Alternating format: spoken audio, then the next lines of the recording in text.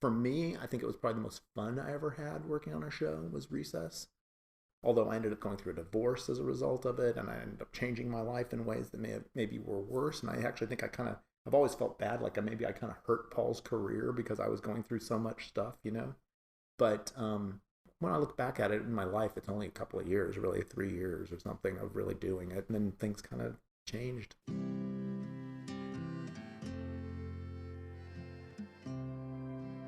Paul and Joe had burned their path through Disney with Recess, making the show exactly how they wanted down to the tiniest petty detail. And Recess was a hit. It helped Disney's One Saturday Morning on ABC rise 35% in the ratings, tying it with Fox for #1. But in the grand scheme of things, Saturday morning simply couldn't compete with the power of Nickelodeon. According to a New York Times article in 2001, what used to be a sacred time for children has really kind of melted into 24/7, said Amy Jordan, a senior research investigator at the Annenberg Public Policy Center at the University of Pennsylvania, who tracks children's programming.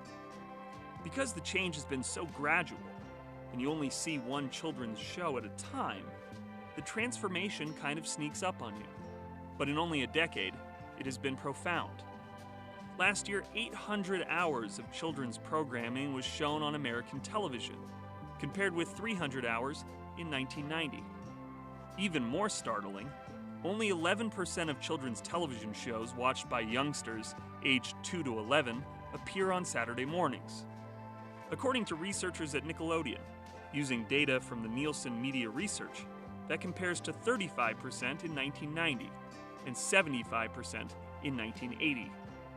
By 2003, Disney set the final nail in the coffin for their Saturday morning programming by combining television animation with the Disney Channel.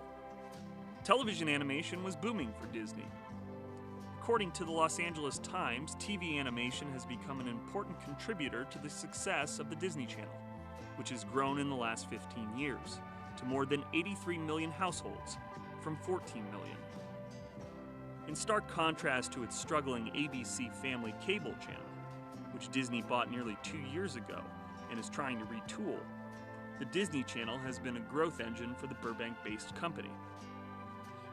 Back then, the cable channel vaulted from third in the ratings to first, based on the success of its movies and original series such as Lizzie McGuire and Even Stevens. But the channel has also made inroads among younger viewers, who typically have been the domain of Cartoon Network and Nickelodeon.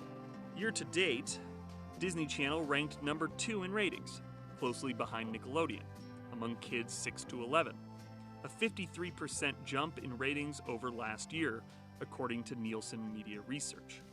Paul and Joe always felt they were in the right place at the right time on Recess.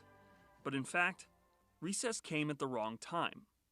Had Recess only come along a few years later, it would have been on cable, with 24-hour access to kid eyeballs. Far more than the 3-hour block once a week on Saturdays. Recess could have been a bigger hit for Paul and Joe, and sustain them for a longer period of time. And so it was impossible for Recess to hit the numbers of the original Disney Channel animation shows like Kim Possible and others. The studio didn't need Paul and Joe anymore. They didn't need Grant and Sherman, and they had the metrics to prove it, which became more than evident in Paul and Joe's pitch for Lloyd in Space. Mark Drop, co-executive producer, Lloyd in Space. They came back from the pitch meeting, and it was very sort of like bittersweet because the Disney company said something very strange to them when they picked it up. The channel said, all right, we're going to pick this up for 39 half hours, but don't expect us to like this show and don't expect us to promote it. It's like, okay, great, cool, we have a series. They don't like it already, and it's not even made yet. It was so crazy. I think they really wanted to be in business with Joe and Paul, and Joe and Paul really wanted to do this show. But I think the problem was it had a single mother, and they really didn't. I think they had a big problem with that. But again, Joe and Paul wanted to do a show about a single mother. And so it came with some baggage that they weren't enthused about, but they could tell it wasn't going to be a battle that they could win, because then Joe and Paul just would say, well, fuck you, we're not doing the show or something. I wasn't privy to that meeting, so I can't exactly say, but I've always got, I've talked to Joe about it, and I think that was really what it was. It's just they didn't want a cartoon show to have this downer aspect to it. So pretty quickly, it became clear that it wasn't going to be the new Nickelodeon, it was going to be Disney. Disney has such a strong identity, and there was no way that it would ever really ultimately change. At Disney, there was a changing of the guard right around that time. Like when we did Lloyd in Space, we barely got them to approve that because our boss was sort of losing favor at that time, and there was a new group of people coming in, and instead of ABC being the big thing, it had shifted over to the Disney Channel, and it was a new power base, and everything was shifting, and we could see the writing on the walls, and we weren't going to be welcome there.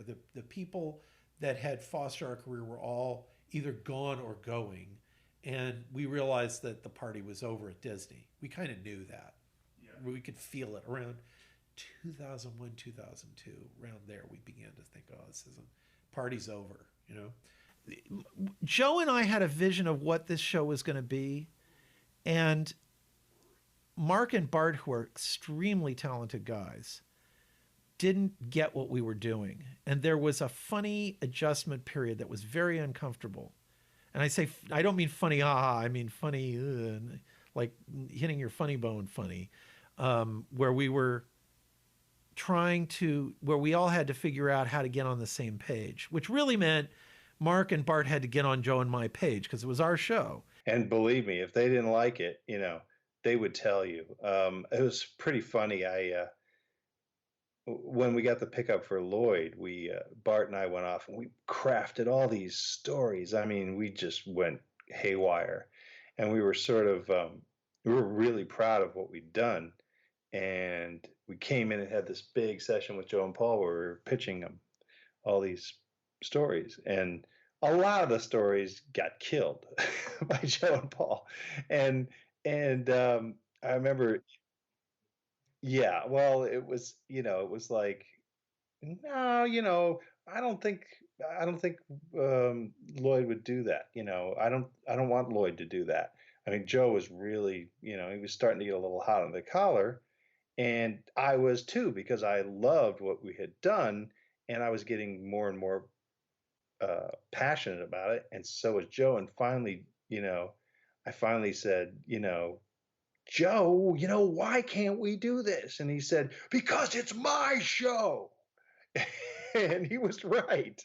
He was absolutely right. And I was like, oh, yeah, you're right. God bless them. I really did learn a lot from them. And in fact, I think it took me a couple of years to learn not to run a show like those guys, because they almost take it too seriously, and they almost get way, too fired up about it. Believe it or not, I walked into the bathroom when they were both each in their own stall having a meeting, sitting on the toilet. Joe, I got to go to the bathroom. All right, me too. All right, let's keep this discussion going. Lloyd in Space was a moderate success, but the Disney Channel never got behind it. That show came in during a transition from one group of people running things to another group, and the Disney Channel was kind of taking over. ABC had given up Saturday morning by that time, and the Disney Channel was kind of coming into its supremacy with different people running it, and they weren't that fond of my old boss, and things kind of switched over, and that was right when Lloyd in Space kind of hit the air. And my feeling is that the Disney Channel never really got behind it because it wasn't their show. It did okay, but it never really found an audience. They kept moving its time slot around, which is going to kill a show, because if people can't find it, they give up and the show dies. That's my feeling. It did okay. We did 52 of them when normally you'd do 65 or more. So it was not perceived as a huge success, but it was a moderate success. It did okay. And my understanding is it's a big hit in Europe. So there you go. Also at that time, we both said we wanted to do live action instead of animation. We used to joke about we had crossed over to another island. You know, we were on the animation island. We went to the live action island. As we were crossing the bridge to go over to live action, the bridge was burning behind us. We were racing from a fire. We could tell that it was over. So two things were true. One, we were going in that direction because that's where we wanted to go. But the other reason that we were going there is because we realized that the old world was ending. You know, the world of storytelling animation was kind of ending and going over to a different kind of animation that wasn't what we did. I'd say a year before we left Disney, so around 2000, 2001, something like that. And I was in my office and I got a call from some kid in some college somewhere asking for advice about the animation business. Oh yeah, come to Los Angeles. There's all kinds of work here. You know, if you come down here and you have any talent at drawing, you know, you're sure to get a job. It's a great time. And I got off the phone and Joe walked into me and said, "What the hell are you saying?" And I said, "What do you mean?" And he said, "Don't you see that the whole thing is coming crashing down?" I said, "Joe, what are you talking about?" He said, "You must be blind. Don't you see? It's all over. It's coming to an end." And I thought, what? And he started giving me examples of things, and I started thinking, God, maybe he's right. And he was right. Right after that, around 2002, we had this sweet deal at Disney. We were doing great and doing all kinds of shows and doing Lloyd in Space and all that. Everything changed for us after that, for us and everybody else. The animation business, the whole 6 to 11 animation business, you know, where you're making shows for 6 to 11-year-olds, was kind of dying out because 6 to 11-year-olds were in the process of moving from watching television to playing on computers, doing video games, and within a few years, the network Saturday morning model, which was what Recess was a part of, and what Lloyd in Space was a part of, had ended. There was no more Saturday morning. Everything had moved over to Nickelodeon and to Cartoon Network and to the Disney Channel. And everyone just kind of turned away from this kind of writer-driven 1970s TV style kind of thing, or filmic things. People didn't want that anymore. They were, no, it's easier to do this, you know? So Paul and Joe hasn't really made anything since Lloyd in Space, really, right? We did do another project. We did, after that, we did Pound Puppies, but that was not a good experience. Pound Puppies aired on the Hub Network, a cable station from Discovery and Hasbro. And as early as 2014, it would be rebranded as Discovery Family. Paul and Joe planned to resurrect their Grant and Sherman ideals here. But instead of a resurrection, it was the final burial. Paul has a tendency to push people really hard, really hard. And that's kind of great in a lot of ways if the person's up for it and if they have the resources and if you're not going to hurt them physically or mentally. But well, it's not so much that I felt like I killed any relationships that were really important to me, but I'll tell you a place where it was inappropriate and ended up being badly. A few years ago, I did a show for a toy company. The project was under budgeted. I knew it was going to be a bad project. I knew it was going to be a bad experience. I needed the money and I took the job. And I decided I'm going to make this great. I'm not going to let anybody stop me. It's not about the money. I'm going to make it great. But there wasn't enough money.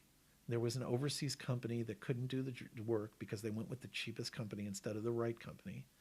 They didn't have enough time. They didn't put enough money into it. When we did, I don't know if you know this, but like when we did Rugrats, the budgets were in the 400s.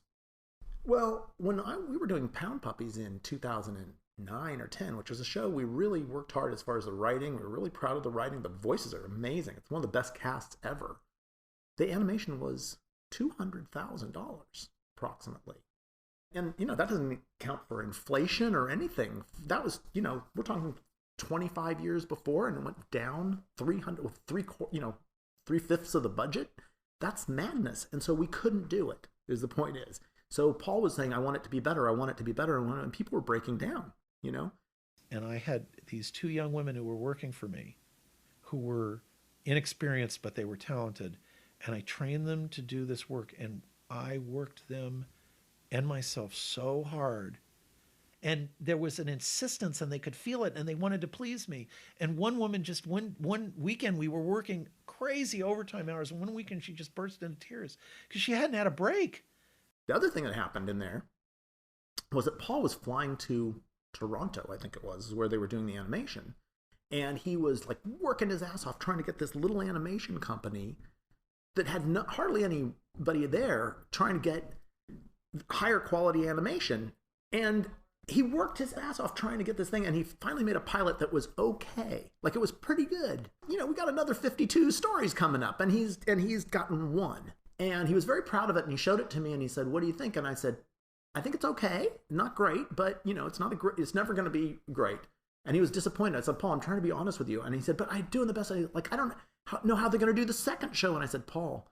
And he said, there's a scene in The Searchers where John Wayne and his younger companion are on their horses, and they come to some evidence, and they realize the bad guys they're chasing have tricked them and gone back the other way, and that they've gone too far in one direction.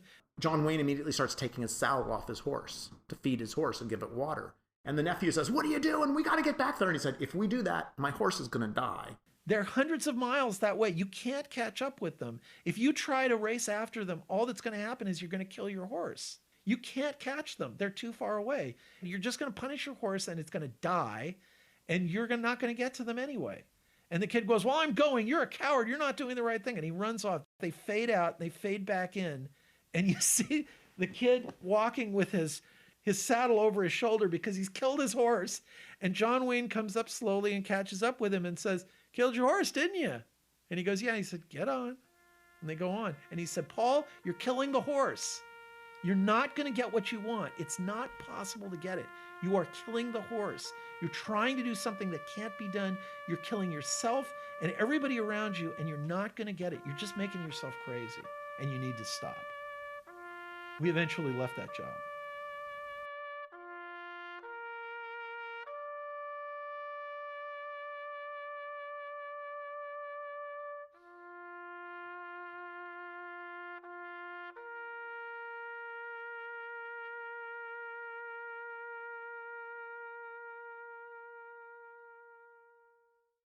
Like, I don't fight for that stuff anymore, you know? Like, when people push back at me on these kinds of things now, I was like, whatever, it's just a cartoon. It's been my attitude now. When I put it in perspective, I think, who cares, you know? Which is not necessarily the way to make something in this world, you know? If you really want to, like, make something good, you have to really be that passionate about something, I think. You know, we believed in what we were trying to do, and it was important to us, and yeah, I mean, I think we thought we had a chance to do something that we'd always wanted to do. You know, I know we've told you this before. I think we both mentioned. I mean, we sort of saw, and it's silly to think back at it now, in a way, but we saw this as sort of where the 70s filmmaking, you could still do some of that stuff. It's kind of how we saw it, or 70s TV making. We saw these shows as growing out of things like Taxi, or Mary Tyler Moore, or you know, Harold and Maude, or something like that. You know, those kind of great comedies that we liked, that had meaning and were emotional and really funny as character comedies. And we weren't seeing anybody doing that at that moment. We felt like we were doing something good. You know, we felt like we were doing something that was of that kind of quality. And then we wanted to push it. And we wanted the next one to be even better, you know. And then we hit the wall, you know, and I don't think a lot of people wanted that afterwards. You know, I think because of SpongeBob and then Cartoon Network, it's like no one's really wanted. I think people are starting to want it again. We'll see if Netflix and that kind of stuff. But yeah. Two things happened. One, I went through a period of, I had incredibly high blood pressure, and I weighed about 260 pounds, 270 pounds. And you know, I'm gaining weight right now, but I got myself down to about 160 pounds. So I lost almost 100 pounds, right? And I started going to therapy and meditating, ended up getting divorced, going through a lot of stuff, tried to really do that the right way and all this kind of stuff. And in the middle of all this, that was around the time when things were happening, like they wanted to make a movie, you know? And I didn't want to make a movie. I didn't perceive this as a movie. I perceived this, and Paul and I talked about this at the time. Like, I perceived this as something that was little. I wanted this to be like a Francois Truffaut thing. I didn't want this to be a big giant, Star Trek or something. I wanted this to be small, and I knew, it was the 90s, early 2000s, I guess, by then, and you could just tell everything had to be big, everything had to be giant, and I thought, what are we going to do?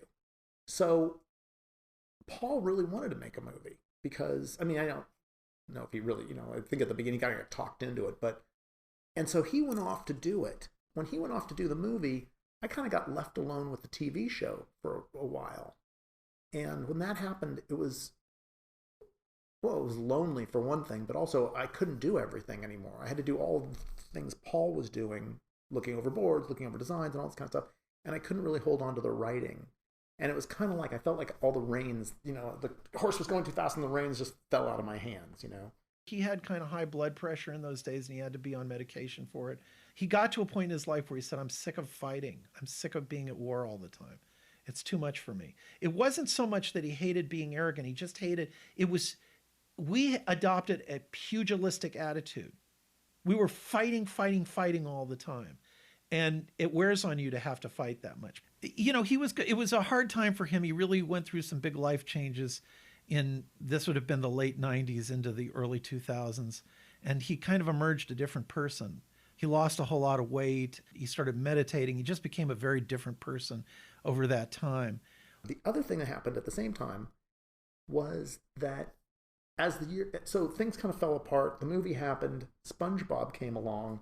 All these other cartoons kind of came along. And in order to work in that world, I've had to, just to continue surviving in this world, I found myself working on a lot of that stuff. And honestly, I just don't like it very much. And so, I shouldn't say, God, I'm saying things that are way too strong. It's not that I don't like them. I like cartoons, fine. But they don't speak to me in the same way, or I don't have the opportunity to say anything. If I were fighting for something that was about characters who I thought were really interesting, or a world that I thought was or a thematic thing I thought was really interesting and subtle, and that was an extension of that 1970s filmmaking, I think I could probably go back there and fight. Hopefully. I'd like to believe that if I had the chance to make something that I really, really believed in again, but maybe you don't get the chance if you're not that passionate. I don't know. But when you're fighting about, a kid who lives in outer space and rides a surfboard around or whatever, it's like, if they want it to be different, I don't care. Make it any way you want. I'll give you my best shot in a first draft. You want to mess with it for 6 drafts and change it in ways that don't make any sense? Sure, I'll do my best. I'll continue giving it back to you. But I'm not gonna fight you because it means yelling and screaming. And I just thought, really? Do I want to have a heart attack over this? I don't really think so. I want to throw a phone at someone over this or a muffin. It's not worth it. But that is what being a producer is like. People used to say about me that I was like a tornado, like I was a force of nature. When I'm really on, when I'm producing, now, I haven't done this for about 10 years, but when I was producing, I just was like a storm, like passing through. I talk really fast and my level of energy is really, really high and I know what I want. Sometimes people I just leave the room and they go, whoa, at least this is what they tell me. And Joe used to say, you're a force of nature and we have to harness that force. It's really good. And I can be like that. I can be the guy who calls too often on the phone. I'm a lot like a guy who's interested in a girl and keeps calling. Sometimes the girl is going to go, oh my God, this guy is too much for me. I can't deal with it. And say, leave me alone. Don't ever call me again. Other times you get the girl. That's who I am. I was like that when I was younger and, and I was out there, I'm married now. I've been married for 28 years. And so, I don't do that anymore, but I did do it. And a lot of times people would say, you're too intense for me. I'm sorry, but I can't do this with you. You're too intense. Somebody though stuck with me and we got married, and that's been a good relationship. I've always felt bad, like maybe I kind of hurt Paul's career because I was going through so much stuff, you know? Maybe. I don't think Joe's a worse writer. I think he's just made peace with how the world is. I never make peace with how things are. I always want them to be the way I want. And is Joe's way better? Is my way better? Which way leads to happiness? I don't know. But I know that when Joe and I get good work going, he'll be back to who he is. I think he wants to get back to fighting and fighting for it to be good. You know, I might not be alive now. If, you know, I might not be as happy as I am now. But I probably wouldn't be alive. I probably would be dead, you know, because I was really heavy and I would get upset about everything. But I was really happy too, in a weird way.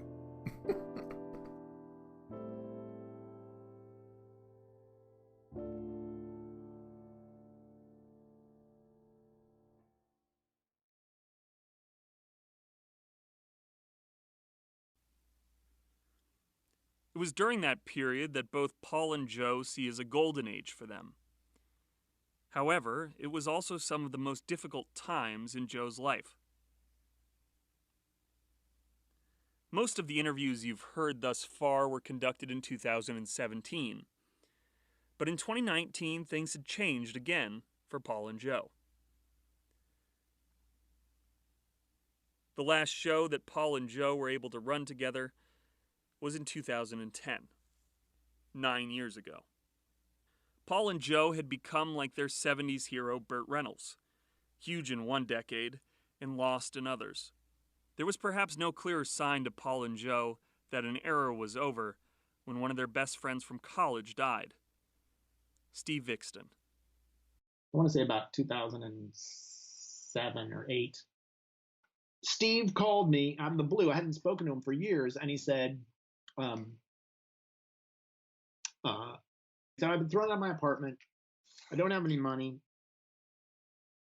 And you're the only person, you know, who I can turn to. And I probably hadn't spoken to him for 5 years at this point. And I said, okay, well, he said, can I come and stay with you? And I said, well, my brother's coming into town and he's going to stay with me. And this is going to be in a few weeks. Anyway, I went and picked him up and it was really horrible. It was like picking up a wet, stray dog. You know, he had really long hair and his fingernails, he looked like Howard Hughes or something. You know, his fingernails hadn't been clipped. He smelled bad. And he was just on the street and it was raining in Sherman Oaks. And I picked him up and I said, what's going on, man? And he said, I've been locked out of my apartment because I didn't pay my rent. And he said, and what's really upsetting is I have a check for $40,000 in my apartment. I was like, what? You have a check for $40,000? Yeah, I know. It's pretty old. I can't find it. But if I could find it, I could pay my rent. But I can't find it anyway. I think it's in a pile of scripts or something. And I was like, oh my God. So I said, all right, come home with me. So I put him in the shower, and I'm not kidding. The shower had all this dead skin and stuff afterwards. He was really not well. And I remember wandering around my apartment while he was taking a shower and thinking, what are you going to do? What are you willing to do? While he was showering, I sat down, did a little bit of meditation, and I thought, here's what I'm willing to do. He didn't have a car. His car had flat tires. They were in his driveway, and it wasn't registered. And but otherwise, he said it worked. So I thought, okay, I'm willing to fix his car for him and get it registered and pay the insurance to get it going. He needs a car. And I thought, what else? I'm willing to lend him some money. This amount of money, whatever it was, $400, let's say. I don't know. I'm willing to do these things. And then that's it. That's what I'm willing to do. And so whatever it was, I wrote down this little list of things. And so he got out of the shower and he said, can I live with you? And I said, I can't let you do that, you know?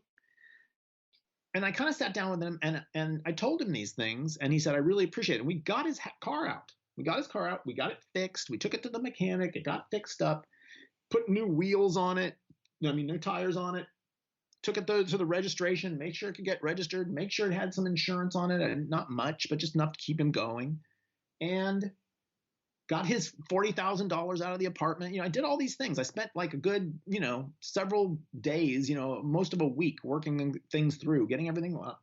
And then I said to him, there, you're on your back up. Now go, you've got to go home, Steve. I remember I was standing in this parking lot with him and saying, I have to say this to you, Steve. You need to go home. You shouldn't go live with Peter.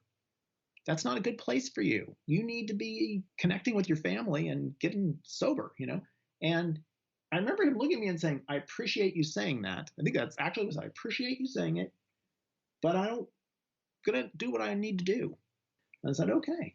It's just that I wasn't using my heart, I was definitely using my head at that moment because I had to protect myself, I felt, And now, do I regret it? Yeah, I do. I regret it a lot. I don't know if I regret that moment, but I do wish I'd reached out to him more, And then that next year was my I had a big 50th birthday party. So I had and I saw him there, and he came with a very beautiful woman, and he had lost a bunch of weight and he looked pretty good. And I thought, oh, maybe he's getting it together, But then fairly soon I learned he was living out of his car. Things had gotten really bad and he didn't have any place. And he was kind of driving back and forth between Placerville area and where his mom and dad were, and then back to, and that went on for maybe a year or something. And then at some point he and his girlfriend broke up and he didn't have a place to live. I feel like he was angry at me at this point because I was drawing boundaries. I was saying, look, I'll go here. I did a lot to help him. And I told him, this is where I'm ending. I'm not going to become somebody who's, making this easy for you. I want you to go to therapy. I want you to go into rehab, get yourself cleaned up.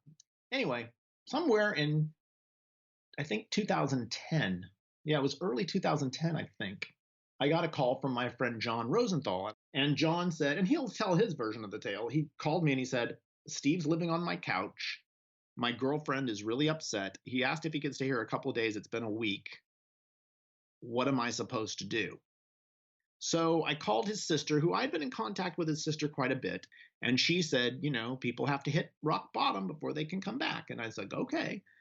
John asked me, John said, I just can't talk to him. Because John looked up to Steve like he was, he really looked up to him as a mentor, and a lot of people did. And so I said, okay. So I drove over there. Steve was sitting on the couch watching TV, and he looked up at me and just hatred. It was just hatred in his eyes. Like, I know why you're here kind of thing. And I just sat down with him and I said, Steve, you can't stay at John's house. You can't live here. And he's like, so you're making me leave or something like that. And I said, Steve, I'll lend you some money. Do you need money to have gas to get home? No, I don't need that. I'm not going home. I'm not going to Sacramento. You don't know what it's like up there. And I said, well, what's it like? And he said, I can't eat that food that they cook and I can't live in that house. And I was like, Steve, I don't know what to say, because at that point you have to remember, nobody liked our shows anymore. Nobody wanted us anymore. We were really out. All of us were. Me too. I mean, I was looking for something to do, Around that time, I kind of called Holly, who is a good friend of mine and worked with me on Rugrats, and kind of begged for her, to please take me in over at Disney Junior. And she did. She was great about it. But I didn't fit there either. That's not where I'm supposed to be. So anyway, Steve felt even more bad than I did, I think, because he couldn't get anybody, because he had this additional problem, which was he was drinking, So he got up and he went and took a shower, and I talked to Jonathan a little bit, and Jonathan was shaking because he didn't know what to do. And, he's getting a lot of pressure from his girlfriend to, get this guy off my couch, kind of thing. And I think and this isn't the woman he ended up marrying, is a whole different woman. But anyway, she was just really upset. And Jonathan didn't know what to do because he loved Steve, just loved him. And so I was the bad guy. I was saying, you got to go. You can't live on Jonathan's couch. You got to go home. You got to go see your mom and dad. I can't take you in. I have a brand new wife and we just moved downtown. And it's like, you have to go to your parents and you have to get, save some money, get a job, save some money, come back down when you're feeling well, And, he came down and he was pissed and he, threw his clothes into the bag, and I kind of walked down with him and he wouldn't speak to me, and he came driving up and he just looked at me. And I was like, he just looked at me like, I hate you. And I was like, oh, fuck. But I never spoke to him again. So, it's funny. I mean, you always wonder what else you could do, or did you make a mistake, but I just thought he would, like his sister said, hit rock bottom, and decide he wanted to save himself. And, like I said, he went up to Sacramento and just drank himself to death. I remember getting a call from his sister about it. As I recall, I got a call from work for her, like a message to call. And as I recall, I didn't actually talk to her until I went home because I thought, I kind of knew what it was going to be about because I wouldn't hear from his sister unless it was something like that. So, yeah, and then she told me.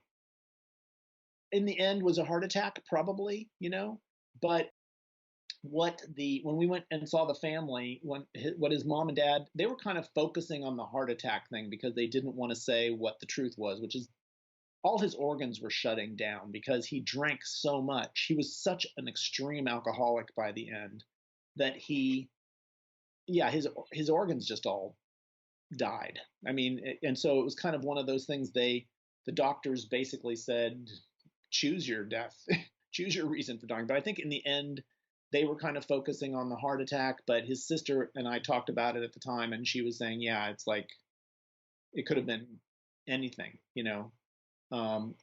he just drank too much, he couldn't stop. He couldn't accept that he couldn't stop either. He lied to himself about it. He went into rehab a lot, and they would, he would get vodka somehow in the rehab, and he got home, and when he died, his mom and dad went through the bedroom and just found tons of empty vodka bottles hidden under the bed and in the closet and stuff like that. So I think it was just, choose your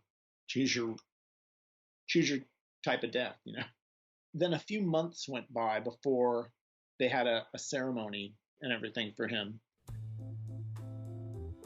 I cut together like a clip of my favorite things, from some of his shows, especially Hey Arnold, but some stuff from Rugrats too. They had a ceremony that was very, very beautiful, and they had all, picture of him and stuff in the church. And then afterwards, we showed some clips, So what I showed was from Rugrats, I showed a little bit of Real Robots, I think.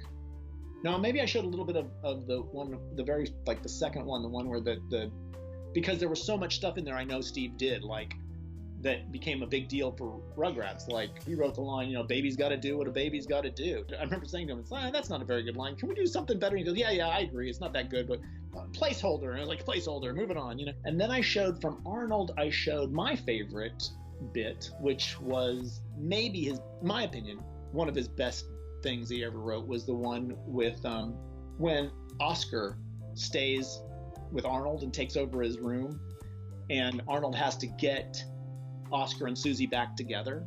Steve and I had worked a lot together, at that point, even though we were kind of mad at each other at that point. When you're a partner, I mean, Paul and I have this too, when you're a writing partner, you do a lot through a look. A nod means a lot between partners, So Arnold needs to get Oscar and Susie back together, or else Oscar will never leave his room, Arnold does this big date kind of thing up on the roof, and it backfires, and Susie tells him, I want you to be gone. You're a loser. All you've ever done is you're a taker, and leave me alone. And it sinks in, and Oscar goes, oh my God, she's right. And he's going to leave. And she feels bad, and she says, well, here, let me give you some money. And she gives him some money, and he says, no, that's okay. You keep the money, Susie. And she says, what? What did you say? And he says, you keep the money. And she says, oh my God, Oscar, that's the nicest thing you've ever said. And it's like, I love you, basically. And he says, you keep the money? And she said, oh, and she hugs him, and he starts. And so that was kind of the end of the show. And I looked at Steve, and I said, that's really brilliant, Steve. And we just kind of looked at each other, and I said, he should just keep saying, you keep the money. Steve went, yes, like that. He looked at me, and it was like one of those moments. So it meant a lot. It was probably the last time I remember feeling like that connection with him as a writer, as a partner. I remember when we did the read through for that, and I thought, this script is as good as any sitcom script that was ever written in the golden age that I can think of. It's like a Taxi script. I mean, I hate to say that. I know that's arrogant to say, but that's what I thought when I was reading it. This must have been what it was like to read a Taxi script or an Andy Griffith script or something great from the past, a Mary Tyler Moore or something, and be in the room and hear it for the first time, And I really thought that. And, you know, then it's a kid's show and nobody watches it, you know, or nobody ever comments on it. Nobody gave us Emmys. Nobody ever, you know, I mean, Rugrats got Emmys, but none of these other shows ever did. I showed those same clips, you know, at the event up in Sacramento when for his mom and dad and their friends. And people are crying because they just said, we didn't know. We just thought he was like, you know, this kind of guy who just alcoholic son of our friends, you know. And there were spouses there, and one spouse in particular I remember, who came up to me afterwards and said, you know, I never really watched your guys' shows, even though, you know, his wife worked on our shows. And he said, I never really watched them. That was great. That was great writing. And I said, thanks. And I was like, because especially, you know, it was, you know, we were doing good stuff. You know, we were taking it seriously. We were trying really hard, you know. And in the case of somebody like Steve, I think, you know, it was the one chance, especially Arnold, it was the one chance to really put out there what he thought about the world, you know. But I really think what was happening is Steve was really talking about his own parents and his own inability to have relationship as a result of what he saw. Like he, you know, not blaming his parents. I think it's just that sensitive little kid saw that and it messed him up. He was putting it out there and I felt it was kind of beautiful. When life gets you down, wearing a frown, don't look away, look up. 'Cause memories true come out of the blue. You know the way, look up. Come on, Arnold. Grandma, I'm really not in the mood. When skies are dark gray, things gone astray, don't hide away, look up. Take it.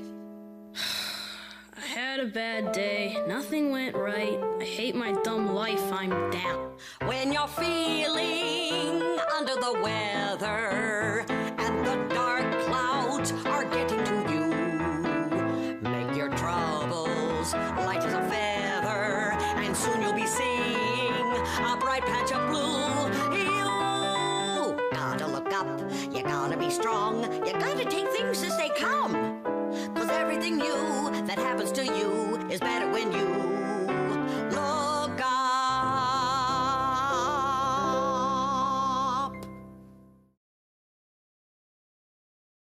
It's been years since the cable channels cannibalized Saturday morning cartoons. And now, streaming services like Netflix have cannibalized cable stations. The industry is still constantly changing, and Paul and Joe are changing as well. Since their initial interviews, Paul has reconciled with Gabor Chupo and Arlene Klasky after a 20-year feud. I suggested it, and I was the one who suggested it, and they, especially Arlene, felt like she had to think about it.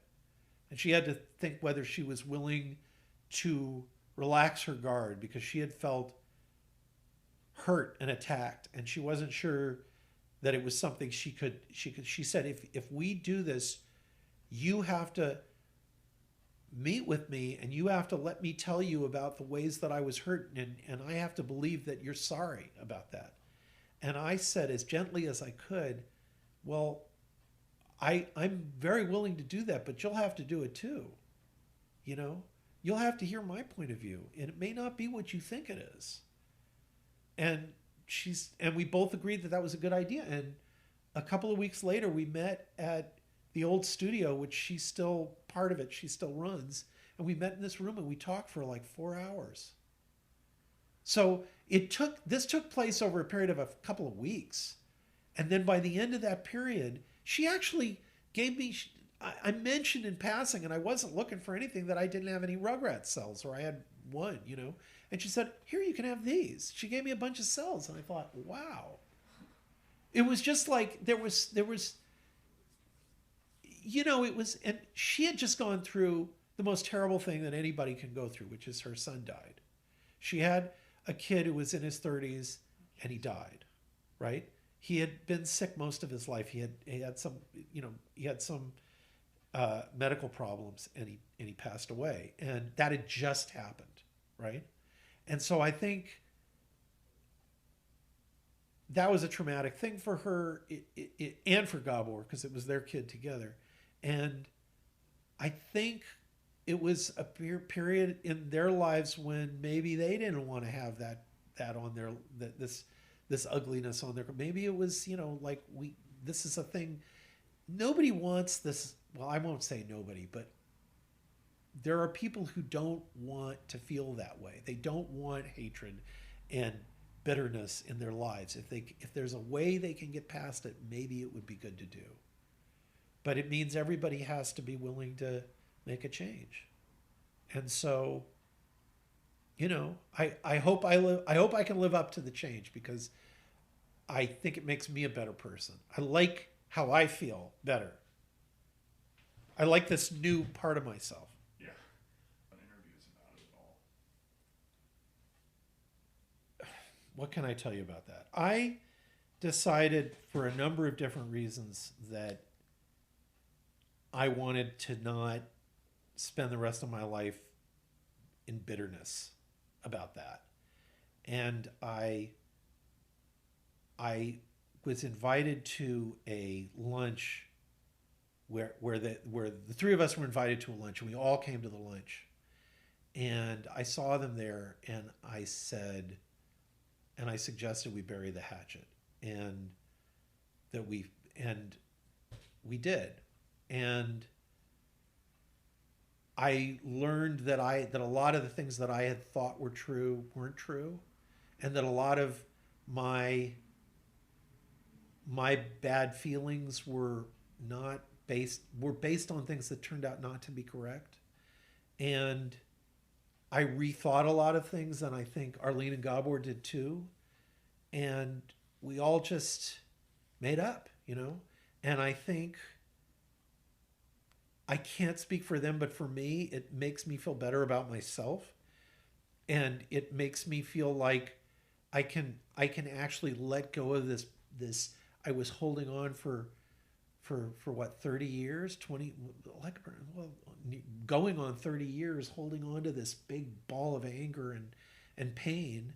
And I was able to kind of let it go to some extent, at least that part of it, and it makes me happier, and it makes me feel better about myself. And that's good. I feel like I've advanced myself as a human being, and I think they have too. And I think we're all looking back on this early part of our lives and thinking, maybe that kind of ugliness isn't the thing you want to hold on to. Not that I'm not saying I've let go of everything, but I've let go of a lot of it.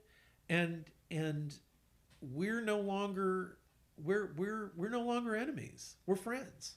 And that's good.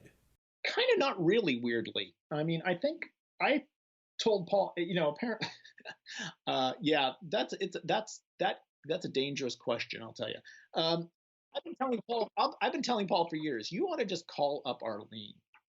And he's like, no, I can never do that. I never could do that. And I said to him, look, you can ask him.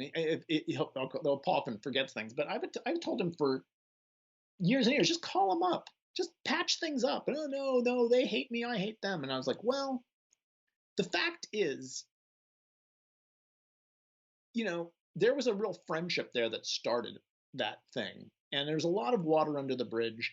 And I knew it was mostly Arlene at that point who was keeping things apart, because she was really hurt by what she perceived we did, and maybe we did, I don't know.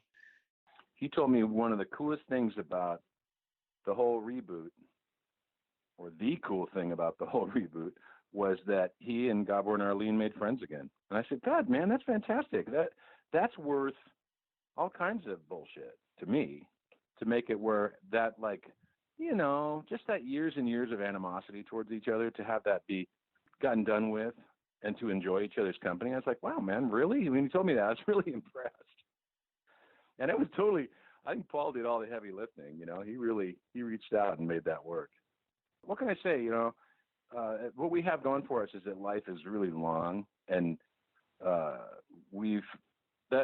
should be water under the bridge, because that stuff went down almost 30 years ago. And so, you have to get that stuff, get okay on that stuff. Just make peace with people. And I think she was really hurt. And I think that Paul it was a big thing for him to do it. It was very difficult. But I think once they sat down together and just talked, Arlene she wanted it to be, I think both of them wanted closure, and it was just nice. I'm really happy about it, actually. So, yeah, not 100%. I'm kind of amazed that it took that long in a way, but I'm glad it's over. I had these bad feelings, and a lot of them turned out. It's interesting to have reconnected, especially with Arlene, and heard her point of view about what happened and how she was hurt, how her feelings were hurt by things people said. And I thought, I know why I felt the way I felt. I can still connect to that and say, yeah, I get why I was feeling that way. But a lot of it was based on things in retrospect that were misunderstandings. And I was impressed with, especially for Arlene, I was impressed with her desire and her honesty. She does not prevaricate. She doesn't lie. If she says something, it's something she believes. And if you talk to her and you can show her that she's mistaken, she'll rethink them. And that was really impressive to me. And I thought, boy, I misread that all these years. Rugrats is getting a reboot, but Paul Germain won't be involved creatively. But his credit will be up there on the screen as creator. Paul and Joe still haven't produced a new show together. In fact, Joe up and moved to New Zealand. Why did I move? Because my wife is from New Zealand, and she couldn't stand. It was a bunch of things. Every time there was a new shooting, she would say, "What the hell are we doing here?" And then also her mom is getting old, and she just wanted to be near her, and I didn't want to move.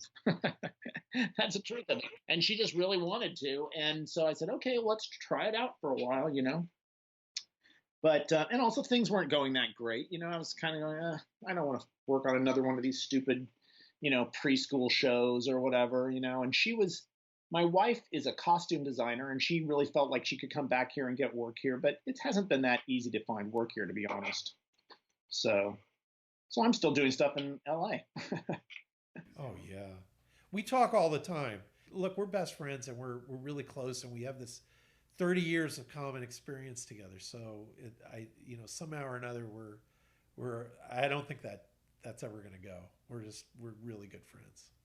Even stranger yet, a year later, Paul would decide it was time to leave Hollywood as well. Well, the thing, there's a lot of reasons, but really, I just had, my wife, about 4 years ago, my wife and I were on vacation, and we were traveling. Now, she's from San Diego, and she's never been a big fan of Los Angeles. And we had gone to a wedding in New Mexico, right? And we drove there, and it was kind of a magical trip.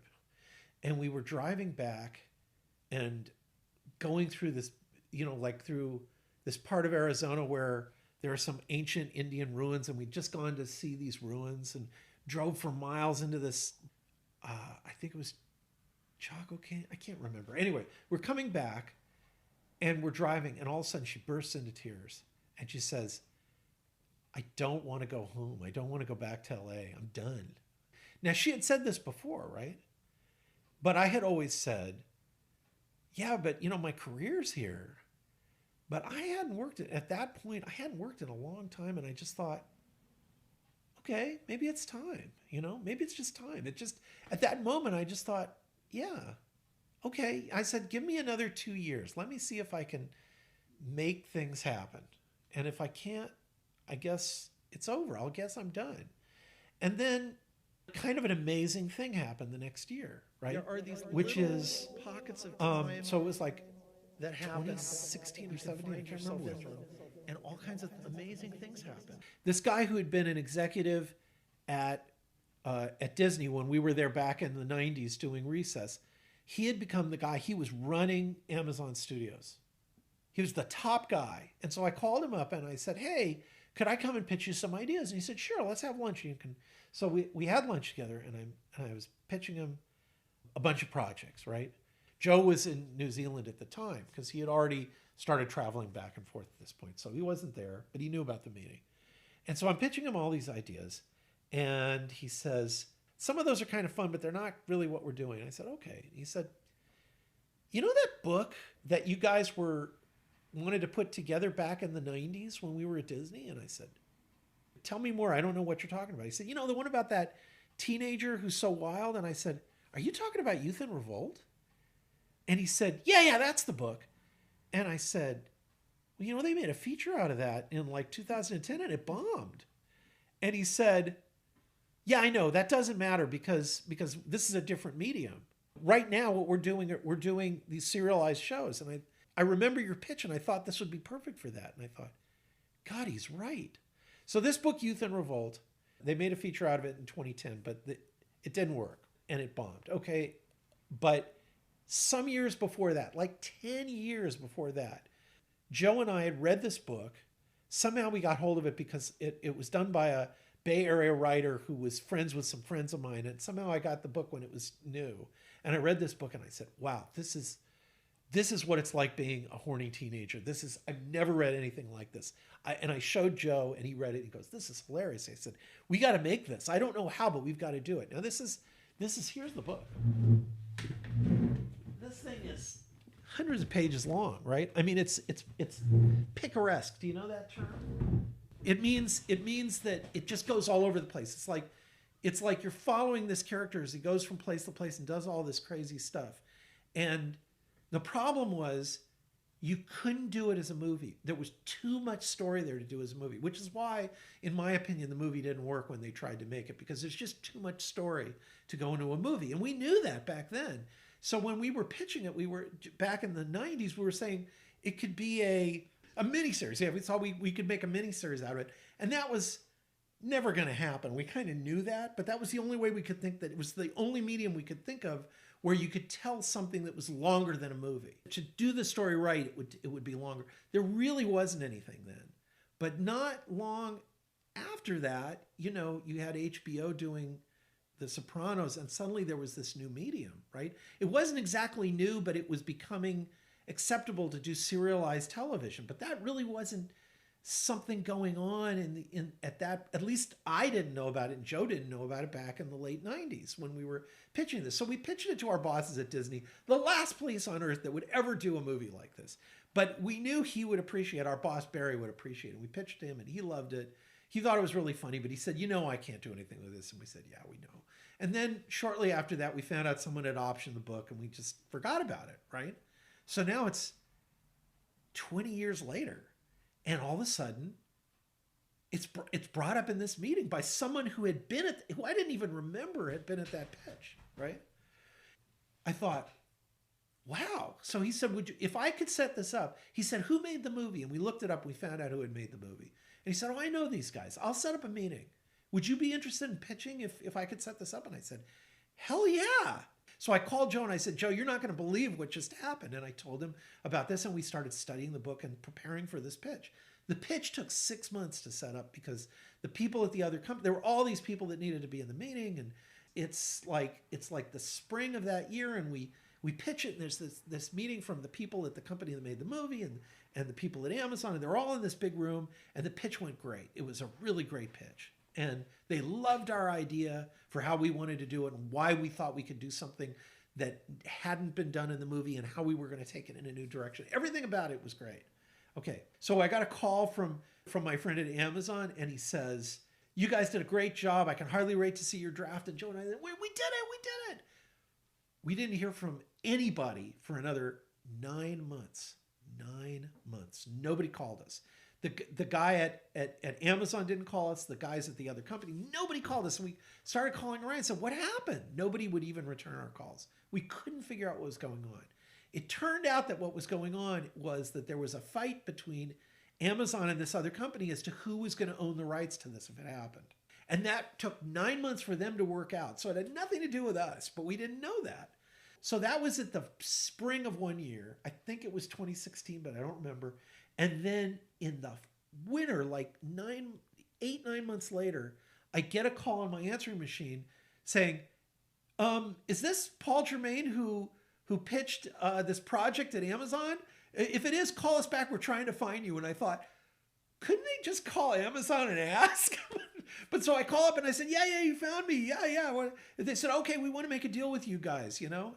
I thought, wow, this is so weird. So they made a deal with us. So Joe and I sat down, we started writing this thing, and we were so into it. It was maybe the most fun we've ever had writing something. So now it's like, I want to say 2017, but I can't remember exactly. And we're writing the script and we're just having a blast writing it. I mean, our creative juices are flowing and we're coming up with ideas and how would we do this? And we said, hey, why don't we put some animation in it? You know, to kind of tell this story in all this weird way and to capture the first person narration in some way, to do it in another way that we hadn't seen it. We were so proud of it, right? They were kind of skeptical about what we were saying, but when they saw the script, they said, we got a call from the people at the not at Amazon, but at the company that owned the rights, and they were saying, you guys are amazing, it's the funniest thing. We love this, it's just great. You know, we were so excited. They asked us to do a couple more drafts at this point, and we did. And now it's taken us through the summer, just because the way things work, you know, in Hollywood, everything goes so slowly, even though you think, God, you know, you loved it. What's the problem? But anyway, they didn't have a problem. We didn't have any issues. It just took a while to do. So now it's like the end of the summer. And they say, okay, we want you to do one more. We want you to polish it. Just give us a polish before we send it to Amazon for those guys to look at. We say, okay. So we sit down and we do it. For whatever reason, it's now like it's getting into the end of fall. It's getting to be winter, right? They read this draft, we turn it in, they say, it's great, we're going to send it to Amazon. 3 days later, the Harvey Weinstein thing breaks. And here's why that's significant. Because we were working for the Weinstein Company. We weren't working for Harvey, we were working for his brother. But the thing had just broken and we thought, uh-oh, this isn't good. Joe and I turned to each other and go, this isn't good, but, you know, maybe it'll blow over. No. Okay, we saw how bad it was getting and we thought, okay, but we had nothing to do with that. And really, we never met Harvey. He had nothing to do with this project at all, right? And in addition to that, the guy at Amazon who's running the company, he wants to make it really badly. 2 days later, he goes down. He goes down in a sex scandal 2 days later. And the project is dead. Dead. And the Weinstein Company goes bankrupt, and we can't even get the rights to the book are locked up in the Byzantine world of that bankruptcy. We can't even get to the book anymore, and it's dead. And Joe and I thought, this is the best thing we've ever done. People were blown away by it, but we were just in the wrong place at the wrong time, and it's dead. That was a big punch in the stomach to us, because I think we really felt that this one was going to be it, because we had been trying to get it going for so many years, and that was a really hard one. That was really, really hard. And also, same thing, you know, you kind of think, wow, you know, times have gone by, and it especially that it ended the way it ended with the whole Weinstein, Roy Price, Me Too kind of thing. You're on the one hand, you're thinking, how could this be happening? This is horrible. On the other hand, you're thinking, well, you know. Those are all kind of people who have been doing this kind of stuff for years. And, you know, it's like the whole boys club thing, especially as someone who has a daughter who's 30, who's out there in the world trying to make it as a writer in Los Angeles right now, you kind of think maybe it's someone else's turn. You know, maybe it's the time for, you know, young women and minority writers and other people and other voices to have a chance to make something, because, you know, old white men, or white men, I should say, have been doing this since the ancient Greeks. You know, we've been saying what we thought the world was all about, you know? And when that happened, Joe and I looked at each other and said, man, it's over. You know, it's just, it doesn't want to live anymore. It's over. We just kind of thought, well, maybe it's the universe telling us it's time, you know? Maybe that's what that means. And it wouldn't be the end of the world. In a way, it would be the beginning of a new adventure. And I don't know what the adventure is. I'm not leaving because I don't want to do it anymore. I'm leaving because I don't feel it wants me anymore. I came to LA in 1980, right? And I've been here ever since, you know? And I've clung on, you know, because for Joe and me, really, after 2002, 2003, things were not happening the way we wanted them to anymore. We did various things to try to come back in, but the business had changed, and we're stubborn, you know? We want to do it our way, you know, instead of somebody else's way. And the era of get out of our way, you know, we're Grant and Sherman, we're going to march a path through Disney. That's over. It's not, at least for the moment. It might come back, but it's not happening now. And Joe and I just turned 60 this year, and we're thinking, is this what we want to be doing? Trying to fight this fight that people don't really want anymore? They won't want what we're fighting for. You think you're in control of your life and of your experiences and how things are going to go, and if they succeed or fail, it's because of choices you made, and you can look back and figure it out. And sometimes it has nothing to do with you. Sometimes it's just the spin of the wheel. You just ended up in the wrong place at the wrong time. There are these little pockets of time that happen. You can find yourself in them, and all kinds of amazing things.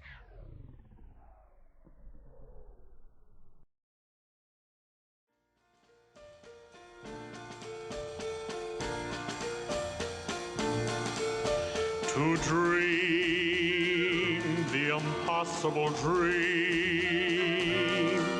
to fight the unbeatable foe, to bear with unbearable sorrow, to run where the brave dare not go, right the unrightable wrong, to love pure and chaste from afar, to try when your arms are too weary, to reach the unreachable stars.